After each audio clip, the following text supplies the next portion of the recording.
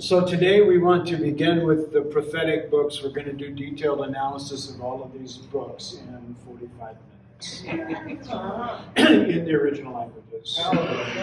Hopefully you have both Hebrew and Aramaic down so that you won't get lost in this. We're going to talk about the prophetic books today because they're an important part of the biblical literature. And how they impact our understanding is helpful, and how they participated in the big meta-narrative that God was pursuing or is pursuing is important to realize too, not only for the sake of our understanding of what happened, back then, but also how that impacts what happens now. What is that world now? Of course, we'll explore that a little bit further when we get into the New Testament books, but we'll have something to say about this in its New Testament application if we get to it today. And I think we probably will. So when you think about prophet, what comes to mind? What images or what words or ideas come to mind when you think about prophets? Well, I used to think years ago that it was about foretelling a future event. So prophetic, I thought that was the amount of it that I've learned, that it's also speaking for God. And so I understood when they talk about the prophets, it's not just foretelling the future, but speaking for God. Okay, so both telling the future and also speaking for God now. Anything else? Usually unpopular. Unpopular, yeah. They're usually not welcome. There's even a couple of places in the historical records when King of Israel was wanting to go to war against somebody and enticing the King of Judah to join him. And the King of Israel, convinces him to do that. And the King of Judah says, well, is there a prophet that we can consult to see what God says about this? And the one says, well, yeah, there is this one guy, but he never has anything good to say about me. So the King of Judah says, okay, well, let's contact him, And of course, the guy comes out and he says, should we go and do this? And the prophet says, sure, go ahead. You'll be victorious. Bye-bye. And the King of Israel says, why do I always have to tell you to be serious? Says, don't joke around with me. Only tell us what the Lord says. And then, of course, he says, you're not coming back, dude. You're gone. This is the end for you and all that. And of course, then the king leans over. So Israel's king leans over the other and says, didn't I tell you? He never has anything good to say. So they weren't always welcome. And they were unpopular, but they had a very important role. So the word in Hebrew is navi, and it's a word that means to call or to announce.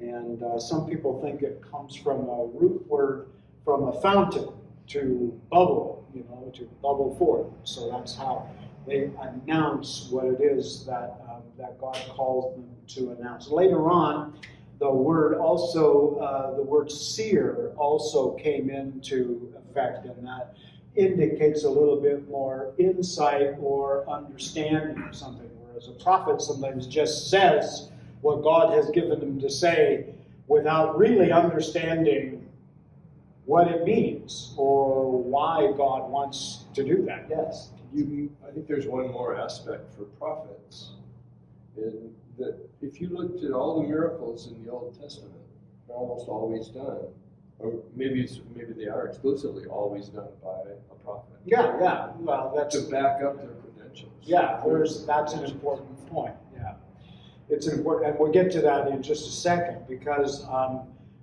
there is a distinction in the biblical literature between the types of prophets that appear in the story. So, but there's a very strong presence for prophets in the Old Testament, and we don't always identify them as such. So there are some that we would call the writing prophets. Obviously, these are them. And so they are the writing prophets. But then there's also non-writing prophets that appear in the biblical literature. And can you call to mind one of those? Agabus. Okay, Agabus, yes. It's kind of really good. There was that mule. Huh? Oh, yeah. Balaam, yeah. Balaam and his donkey. Okay. Getting it at name qual. Elisha is Oh, yeah. a non-writing prophet, and he's a very, very well-known. What do you mean by non-writing? Non-writing, that is, there isn't a book of Elisha. So there's not. Same with, there is 1st and 2nd Samuel. It's not about Samuel. It's about the development of the kingdom, the monarchy, and so forth. Samuel happens to be the prophet who's engaged in that, but it's not a book about Samuel per se. So there are these prophets, and we kind of make a distinction between prophets of action or acts, and then prophets of record, like a written record. And so that would be also the non-writing or the writing prophets would be another distinction there. But we know these other prophets by what they did. Obviously, Elijah is well known for what? Wasn't that when he called down the fire? Yeah, the confrontation of the prophets of Baal. And so, as you pointed out, as the prophet is often the one through whom miracles happen as well, to validate the message that the prophet has given. And so, who is the greatest prophet of the Old Testament? Is this a popularity contest or a quantifiable? Greatest. I would agree with Jim. I would think of Isaiah, but I don't know if he was the author of the book. Part of the book, anyway. Interesting, huh? Moses. I like it. Actually, yes. His name is not on the board. Moses is the greatest prophet of the Old Testament. And the record actually says that itself in Deuteronomy 34:10. That Moses is the greatest prophet. Didn't he write that though? Yeah. Self-fulfilling prophecy. Good point. It did say. Actually, this is written about him after he was dead, so maybe that was. But he was a prophet, so like he kind of wrote it out. So I'm not going to be here next week. I'm going to write this down. So, yeah. What made him the greatest prophet is in Deuteronomy 34:10 says that he knew God face to face. The other ones received messages from God, sometimes through dreams and those kinds of, or direct call. But Moses spoke to God face to face, and that was the distinction that makes him the greatest prophet. What's very interesting now, with that understanding of Moses as being the greatest prophet of the Old Testament, how does that have a bearing on Deuteronomy 18? Which I know is right on the tip of your thought. Deuteronomy 18 is that, and we'll refer to this in just a second, but Deuteronomy 18 is that passage in the Old Testament, again, that Moses records, where God promises to raise up another prophet like whom? Like Moses. Another prophet like Moses. And that the people should listen to him, to that one. And so what is the interesting correlation there? If it's a prophet like him, the other prophets were not like Moses. So what's the correlation between this one? If in Deuteronomy 34:10 it says that Moses is the greatest prophet because he knew the Lord face to face, then that corresponds to this prophet that is spoken of in Deuteronomy 18, whom we know later to be Jesus. Right? Interesting. So that's why In the New Testament, and we'll circle back to this when we get there, but remember in the New Testament when John the Baptist appears on the scene, and the leaders, the Pharisees come to ask him, well, like, who are you? Because they'll recognize he was a prophet, which was like great for them because it had been a long time since there had been a recognized prophet from God, and so they were like, okay, but who are you, kind of a thing, and they ask him if he's the Messiah. He says no. And then they ask him, are you the prophet? Well, what are they referring to? They're referring to Deuteronomy 18. Second Messiah. Are you the prophet, the one we're to be? And he says no. And they're like, okay, well then who are you? And the only thing John says to identify himself is what? I point to the one that's coming. He says, I am the voice in the wilderness. Comes out of Isaiah, the voice in the wilderness. Yeah. And so forth. But that's why they're asking that question. Are you the prophet? You know? Are you that one from Deuteronomy 18? That we need to pay attention. Interesting, they never asked that of Christ. There's never a moment where the religious leaders come to Christ and say, not even Nicodemus, you know, in John 3, not even Nicodemus. He just says, we know you're from God because of all these great things you do, blah, blah, blah, blah, blah. But he never says, by the way, are you the prophet? Nobody ever asked Jesus that. Maybe He did say it several times, starting from Matthew. But he didn't say he was the prophet in Deuteronomy 18. Nobody ever asked him. That's an interesting point, I think. Well, and Daniel is where I think part of the Son of Man phrase comes from, which is what Jesus identified himself as the most, at least by some of the reading I've done. Yeah.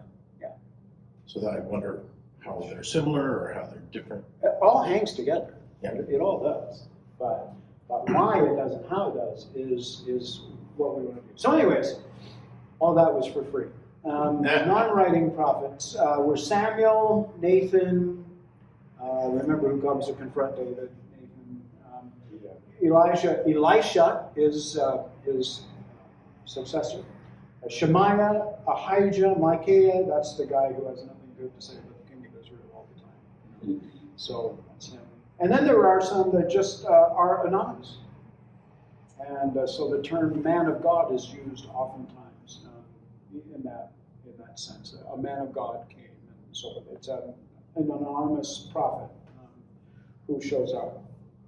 There are also, by the way, prophetesses, which is a hard word to say, but women prophets. Miriam is identified as a female prophet. Deborah is identified as a prophet. Huldah, Noadiah, not Noah's wife, but Noadiah. And Isaiah's wife, by the way, is identified as a prophet. So it's kind of like I had a friend in university, and he was a PhD in theology, and his wife was just completing a PhD in theology, and he just lamented the poor kids. This is our poor kids being raised in a household with 2 PhDs in theology. That's going to be confusing for them, you know. And so imagine you're living in a household with 2 prophets, mom and dad prophet. So can I do this? I don't know. Go ask your dad. And then dad says, I knew you were coming. That'd be a terrible household. Okay, so then there's the writing prophets, and we already know. And the focus on the writing prophets is on what they say. And right now, some of them also did things as well. You know, so they also participated in actually perform some things, like Jonah, for instance, is a writing prophet, but obviously he's had some interesting things, happen to him, and so there's an emphasis on both in his life, but the focus for the writing prophets is on what they say or what they wrote. And there's a distinction in the writing prophets, a few of them, and some of the distinctions are between major and minor prophets. And that doesn't mean that the minor prophets are under 18 when they wrote. That's not what that means. It's the size of the document. So major means a lot of stuff, minor means a little bit. Okay, so you got that. Then so the major ones are Isaiah, Jeremiah, Ezekiel, Daniel. These are the big ones. Okay.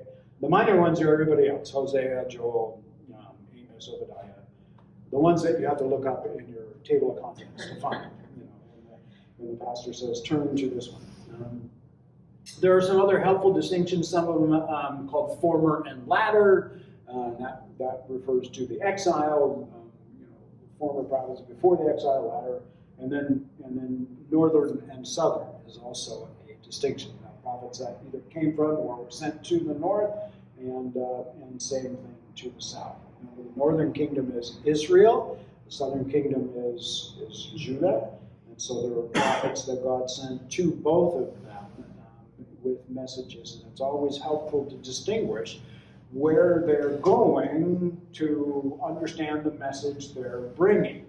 Sometimes, if you don't pay attention to that, you can get kind of tangled up in why is God saying this at this moment. Let's talk about the tests of a true prophet of God for the moment, of Yahweh, which is, of course, the God of Israel. And there are 4 aspects of this that I want to bring out. There's probably more, but there's 4 that I think are helpful. And so the test of a true prophet of Yahweh from the scripture, the message has an ethical and social concern. Okay? So this is not just you're doomed. It has an ethical and social concern. There is a basis, there is a point to what they're saying, and it's all in accordance with the law of Moses. So in a sense, it's like they are speaking to the things that should be happening. So this is what you were talking about here, the prophet speaking to the moment. There is always or often, a call to practical holiness. This isn't just about you're not doing the ceremony in the temple correctly. That's not what that's about. This is how to live practical holiness. Remember, holiness it just means being set apart for God, right? And so this isn't about your halo's a bit dim, shine it up. This is how are you living as one who is set apart for God, and so it's a practical sense of right now. Who else was known for practical holiness? Jesus. Most of what Jesus said was about what happens right here. Very little of what Jesus said was about what happens in the future or heaven and all that. He had some important things to say about that. But most of what Jesus did and what his concerns were about what? How to live here. And how to get along with the people you live with. And that has always been God's hope for us is to accomplish what God set up in the first place. So there's a call to practical holiness. Third thing, the forecasts, when they are forecasted, the forecasts are accurate. Correct. And God himself says that in Deuteronomy 18:22. If what a prophet says does not come true, then that person has not spoken from me. And so that's a very strong one. So the forecasts are accurate. And the last thing is the message leads only to Yahweh. And it's important to recognize how that's phrased. The messages lead to Yahweh. A lot of them claim to be from Yahweh. But the messages that come from the real prophet lead people to Yahweh. And that is the point. It's not, you do what your heart, desires. This is what God is after. That's the prophetic message. And so it always leads people to Yahweh. So what is the role of the prophet in biblical literature and in their history? It's not to teach. Prophets don't teach. That's the duty of priests. Priests teach in Deuteronomy 33:10. The priests teach, but the prophets don't. Now you can derive understanding from what they say, but their role is not to teach about God. So the prophet's role is to act, as you already pointed out, as a mouthpiece for God. They're a vehicle or a channel for God's message. Can you briefly just distinguish difference, define teaching, how teaching is different than that? Is that easy? Well, teaching is living with an understanding of how God intends for this to work out. So it's gaining insight, it's gaining understanding, and growing in your knowledge and apprehension of God, being able to acquire the perception, the skills, and so forth. And that's not a prophetic function, because that takes what? Time. It takes time to do that. And a prophet, even though a prophet may have a ministry that spans decades, a lot of their direct activity is momentary. They're not hanging around to talk about these things or discuss them. They come in, boom. Sometimes they have to go find them. Where is the prophet? And they, who knows? Well, go look. Go get him. Come, because we need a word from the Lord. And so these people are not hanging around with a shingle outside, prophet of God, come in and I'll find out what's going on. So the teaching is a continual thing. The prophetic thing is a momentary, interruption, if you will, or a momentary direction. Is that a helpful enough distinction for you? And a lot of this comes from, I'll do that when we get to the New Testament. Okay, so a mouthpiece for God. They're a channel or a vehicle for God's message. So what does this mean? If this is the role of the prophet, how does that inform us of our relationship with God in that, or at least their relationship with God? What do we understand about that? That if God puts a person like that into the historical record, what does that tell us about God? That God is seeking humanity. And that God wants to communicate, and that God is actively engaged in what's happening. Actively engaged. There's all this criticism later about you killed my prophets instead of listening to them. Exactly. But, because what? Because God, this isn't God, off in a distance. The prophetic role in Scripture is to verify God's active engagement and presence in their life. This wasn't just God handed Moses the law and then everybody else trying to figure it out from there on their own. This is God actively engaged to what? Help them fulfill and receive the blessings of the law that God intended. So this is God helping them. So we come back to this idea of covenant. Remember, did we talk about covenant yet? A little bit. Okay, so covenant was what? Mutual engagement. Okay? Mutual engagement and commitment. And commitment, that's commitment. I write in tongues.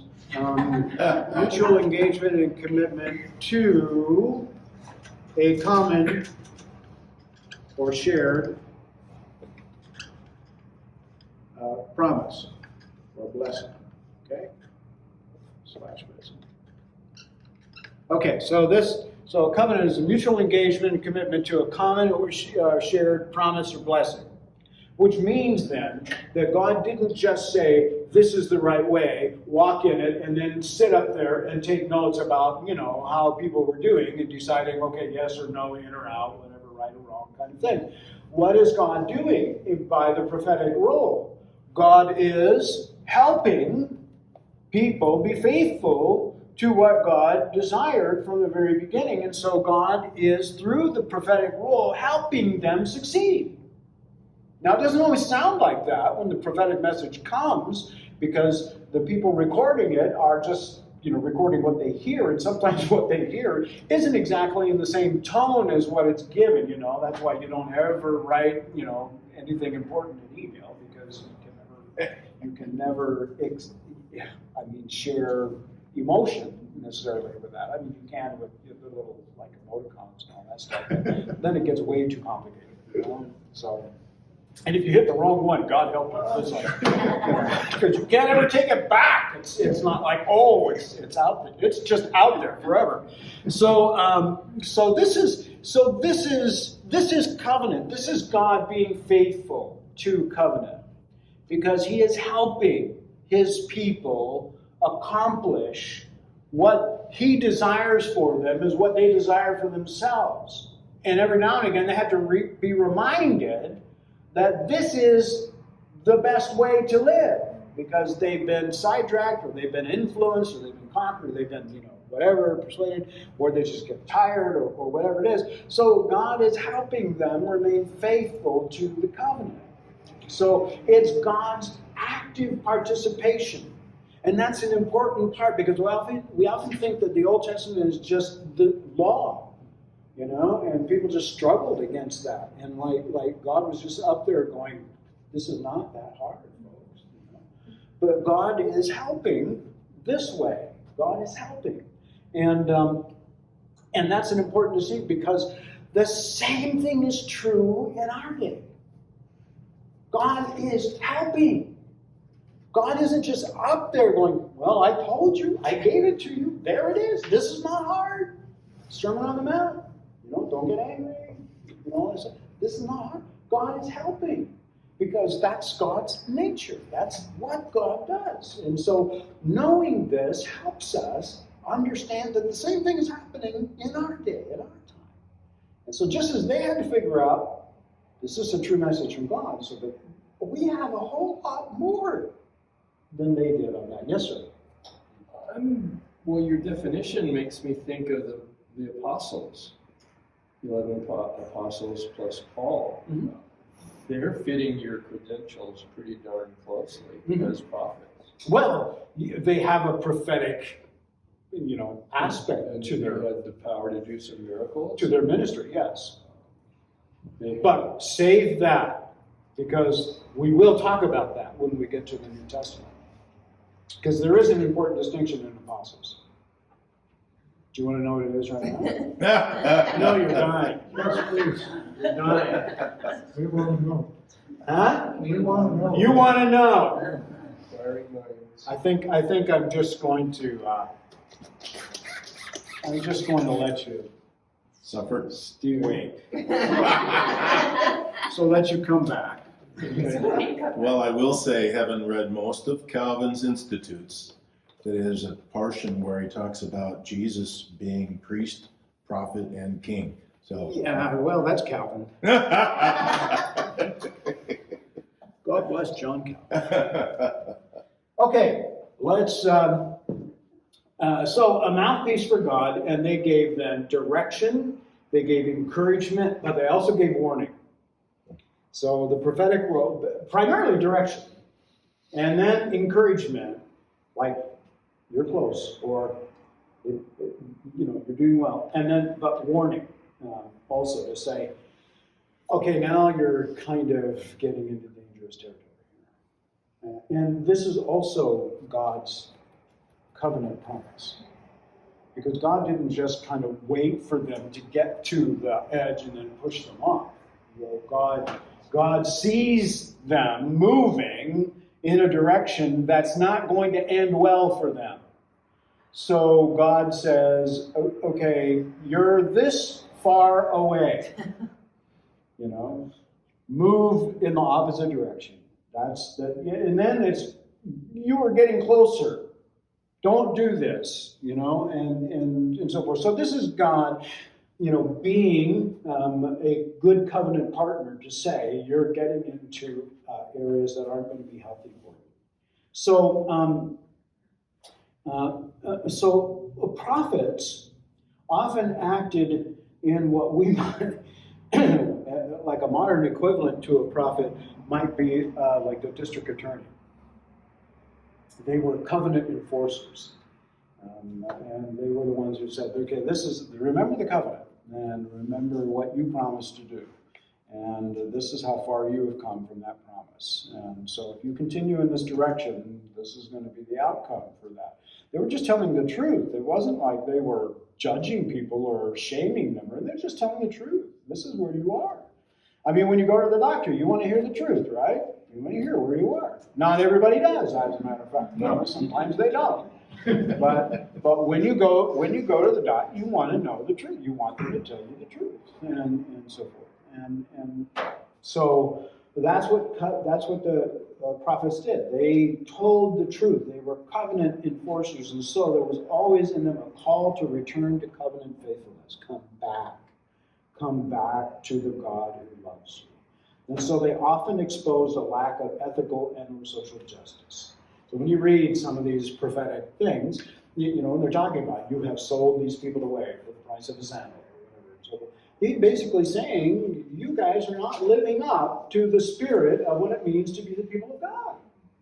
And so it's you don't look like these people anymore. So it was a lack of ethical and social justice. So that's why they're often worried about that. And it's interesting to me that those concerns show up again and again and again over time. And so it just says the human condition is somehow become hardwired towards that self-centeredness rather than other-centeredness. And so it requires, you know, a return and a change. But sometimes the prophets identified false worship, insincere worship, to say, no, you know, this is not right. You shouldn't be doing this. There's a very famous episode in there. I don't know if we have time to look at it, but you might, I'll give you the synopsis. 1 Kings 11, 12, and 13. Very interesting case. So historically, this is after the death of Solomon. Okay? So the kingdom is at its zenith in Solomon, right? That's the glory days of Israel, because the whole thing was united under Solomon's order. What happens after that? It divides. The kingdom divides. And Solomon's son is Rehoboam.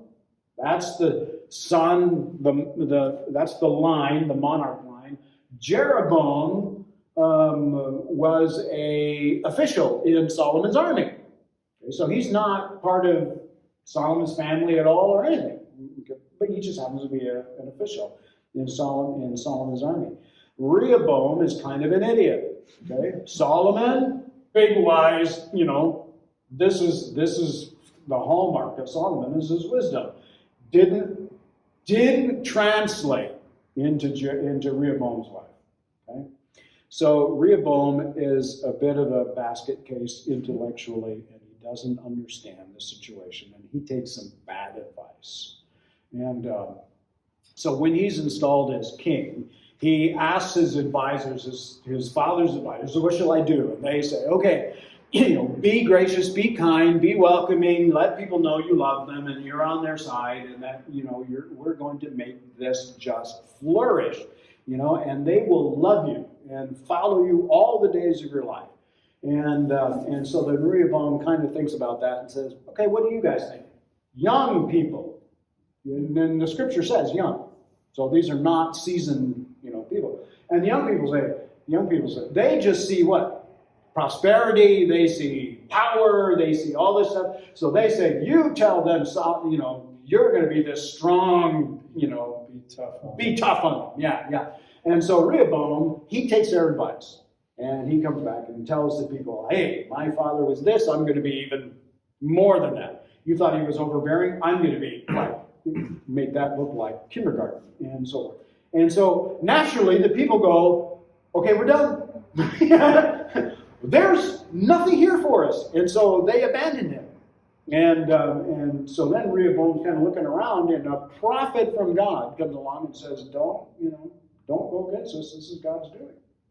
A man of God comes to say this. And so Don't go against the split. Yeah, he says this is God's doing. And so he gets Judah, the southern kingdom. And so he gets back to Jerusalem. He gets to be king in Jerusalem. Jeroboam, on the other hand, he gets all the rest, Israel, the 10 tribes and everything like that, also has a prophet. Tell him that before Solomon's dead. Interesting. Jeroboam's out on this campaign or whatever, and this prophet of God comes up and says, hey, you're going to inherit the 10 tribes of Israel. They're going to be, you're going to be their commander and their king, and blah, blah, blah, blah, blah. And, thankfully Jeroboam does not get business cards made and, go present himself at the court to say, hey, I've been promoted, I'm going to be your successor in Israel.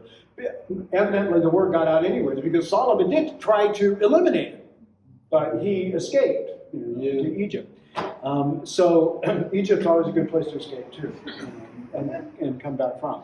Solomon, one of the wise, did that. Yeah. So Jeroboam, he eventually comes back and gets it. It's a really, really interesting story.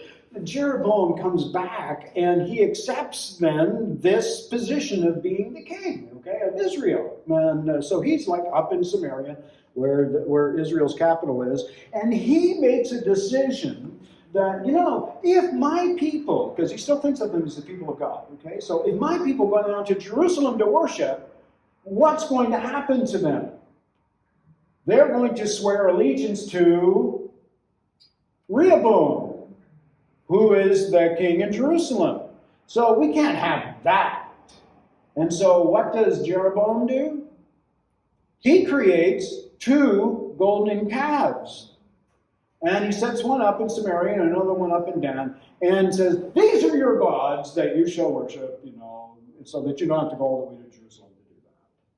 So, first of all, anyone who knows any history of the people of Israel knows that a golden calf probably is not a good idea. That went poorly the last time they tried that. Secondly, anyone who knows the history of Israel knows that anytime they get up with idolatry, what happens?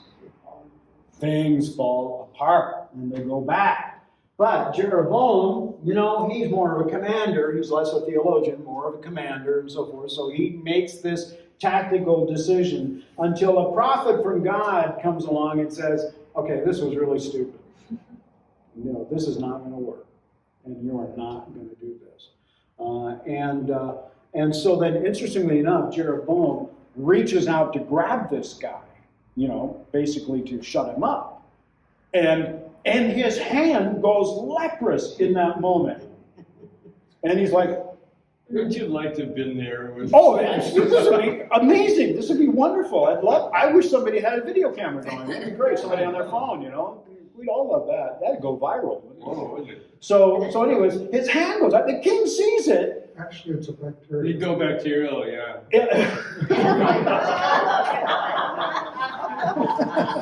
Hey, we only have so much time. But thank you for that. Very good. So anyways, this stops him. That would stop you in your tracks momentarily, wouldn't it? And then Jeroboam makes an interesting plea. He says, plead with your God for the restoration of my hand so that I wouldn't be, and so Jeroboam goes, okay, well, so then the prophet goes, okay, fine, we'll do that. They do that. His hand is restored, but that doesn't change his mind. It doesn't change his mind. He continues in that direction, although he doesn't plan to kill the prophet that gave him the bad news.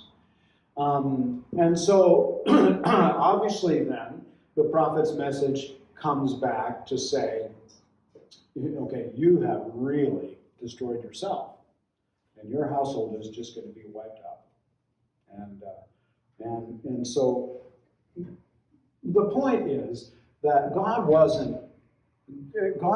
simply helping that person recognize the degree to which they had fallen and giving them an opportunity to change.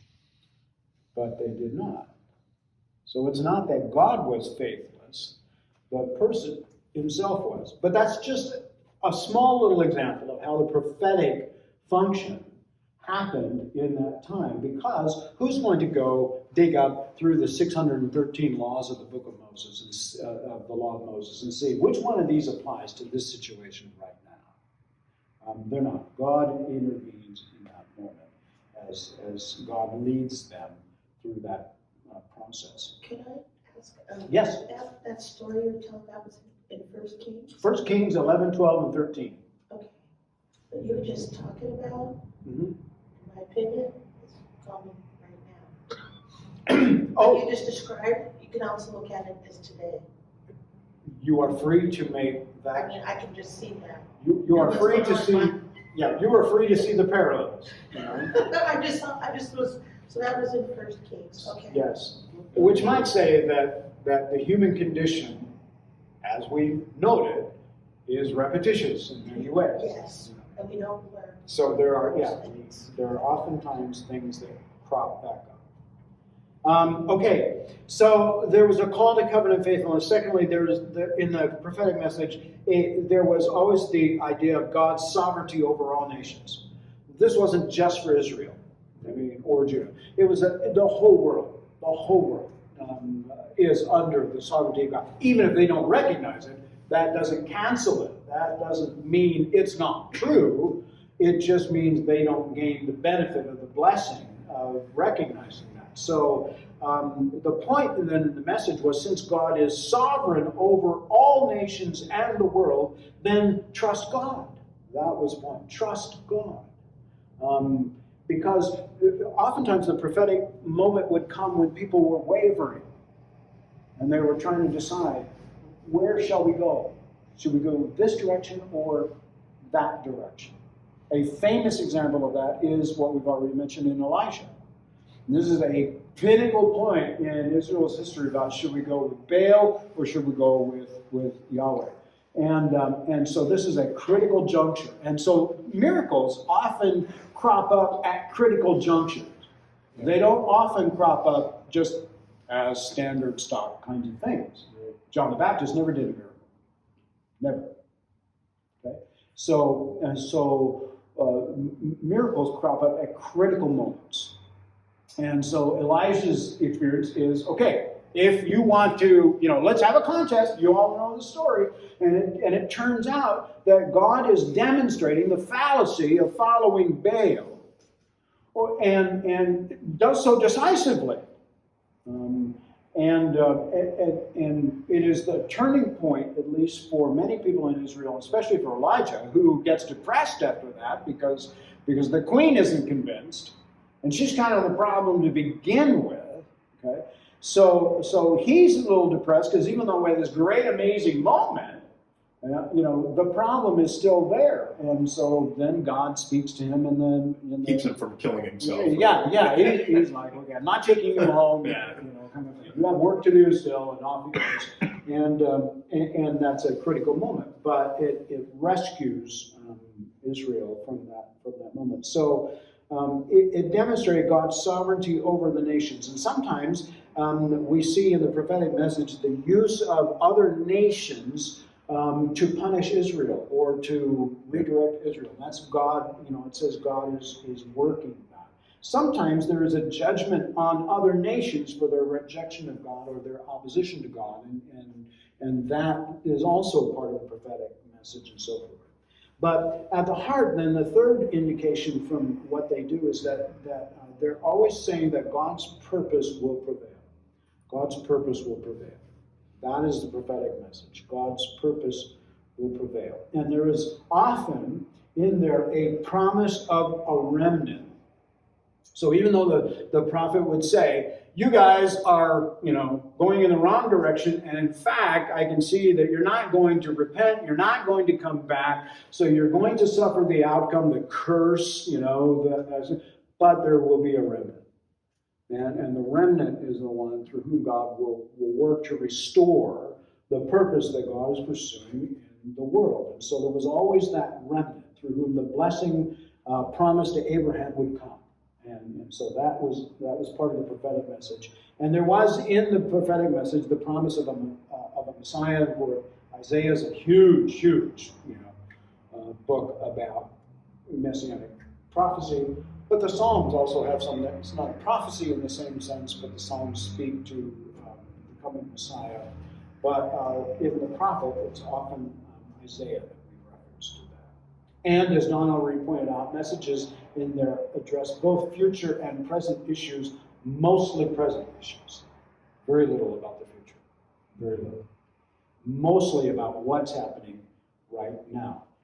Because they are the overwhelming concerns on God's heart. What are you doing right now that is problematic? And because God was always concerned about reality. God isn't concerned about, them understanding the celestial kind of setup and so forth. God is concerned about the reality of their day-to-day lives. Which is very interesting, because what did Jesus speak about in the Sermon on the Mount? The reality of their day-to-day life. That's what God is concerned about. And that's what God is saying. It doesn't have to be this way. It doesn't have to be. There is a different way. And this is what the prophetic message always was. It doesn't have to be this way. Change. So relatively little addresses the distant future, although sometimes it does, but not often. There are glimpses of the Messiah in the prophetic message, and oftentimes how this is going to happen and how it's going to come about is couched in apocalyptic language. Okay? So are you familiar with apocalyptic language? So this is and I use this term carefully, but I don't mean this pejoratively. Apocalyptic language is a little bit like fairy tale language. It's imprecise, but it's grand, and its scope is comprehensive, and it is dramatic, but it's imprecise, because basically it is, we don't really know how God is going to prevail, but God will. And these are the ways that we understand that will happen. So there's very figurative language, about how things are going to happen, and there's a hiddenness there. And the word apocalypse does mean hidden, but it's like hiding in plain sight in a sense. When you break it down, you can see the goal of the literature, but the exact way that God is going to fulfill this isn't always clear. So apocalyptic literature came to the people when there wasn't much clarity, but there was to be assurance of the outcome. And that's why I call it a fairy tale kind of language. It doesn't mean it's not true, it just puts it in terms that say, and they all lived happily ever after, or, and God was able to bring this about. We just don't know exactly how God's going to happen. And so Daniel, for instance, is filled with apocalyptic language, because we don't really know how this is going to happen. And so there are these terms, the army of the south, the army of the north, blah, blah, blah, blah, blah. And some of the mistakes that people get into common in contemporary biblical teaching is they try to make those things exact and say, well, this means that, when it never did mean any of that at the time it was given. It just meant God wins. And as a matter of fact, that's the whole message of the book of Revelation. That's the whole message. It's that God's purpose eventually prevails. And there's all kinds of, and we'll get into that. I have this really cool handout on the book of Revelation. But you'll have to come back for that when we get there. It's the comparison of the uses of terms in Revelation and their correspondence in the Old Testament, so that once you understand the Old Testament use, you can see how it's being used in the book of Revelation. I'm going to hang on to this notebook very carefully. I know you know this is where it is. This is building anticipation. And we're not going to brook any. I'll trade you my late great Planet Earth book for that. I have enough firewood.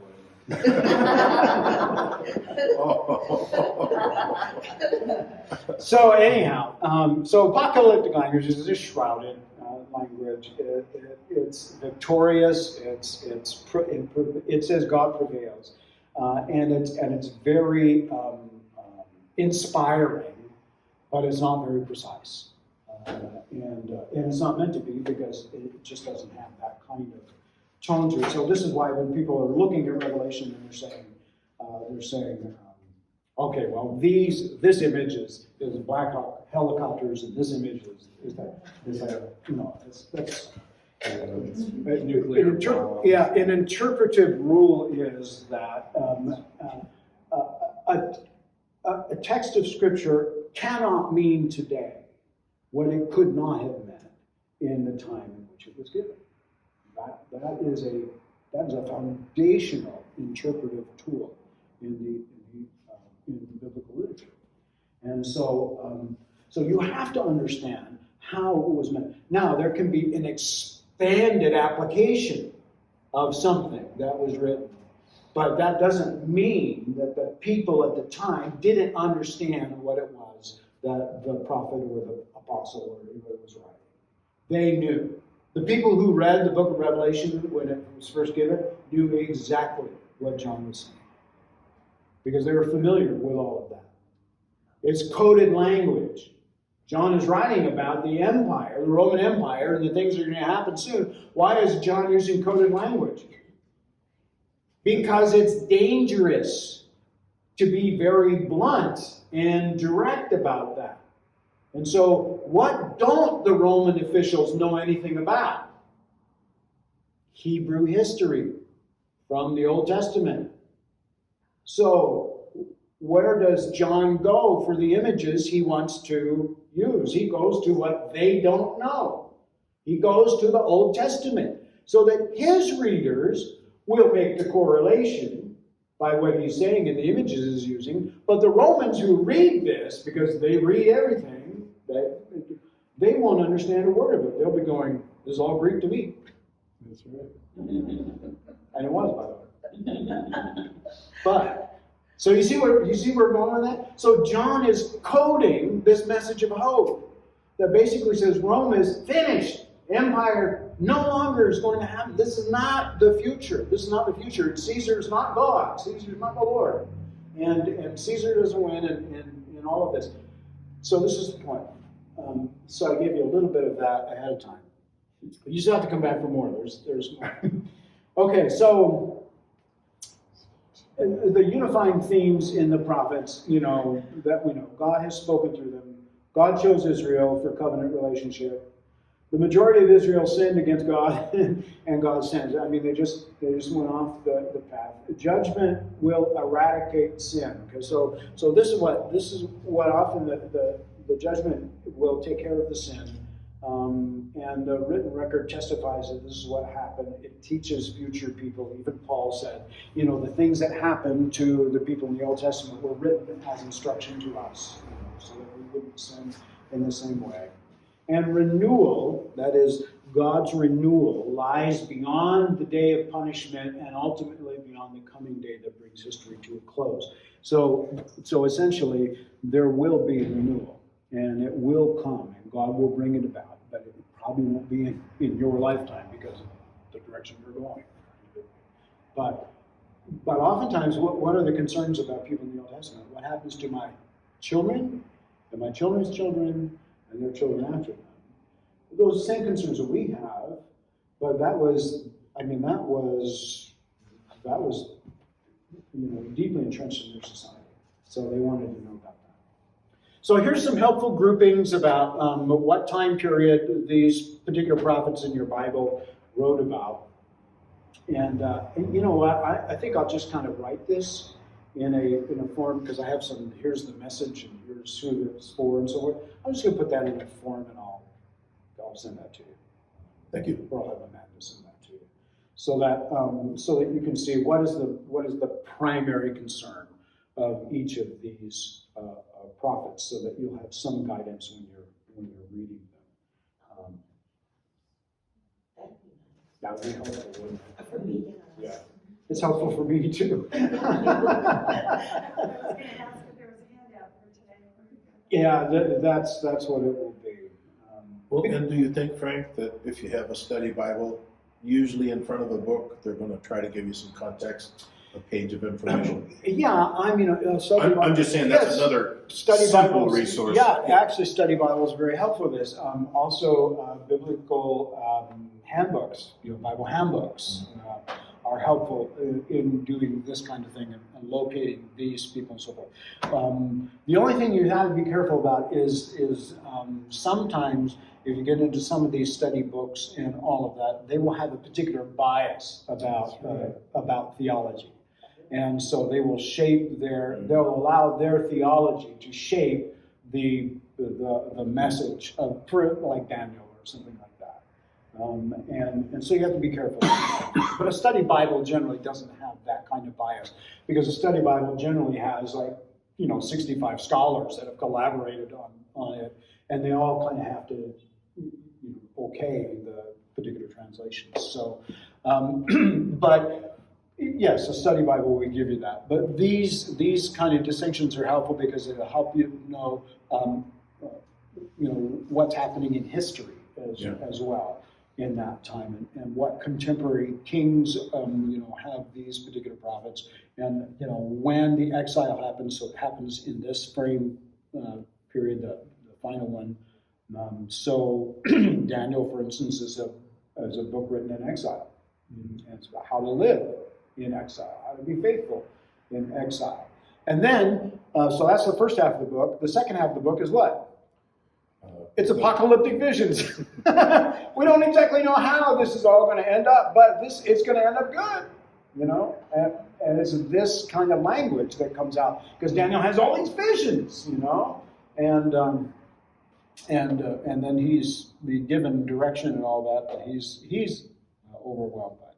So anyways, that's where these things come from. The only one who's not in here is Joel, because there is no way to date Joel. There isn't any internal evidence that helps us to date when Joel fits into all of that, and so he's just kind of an outlier.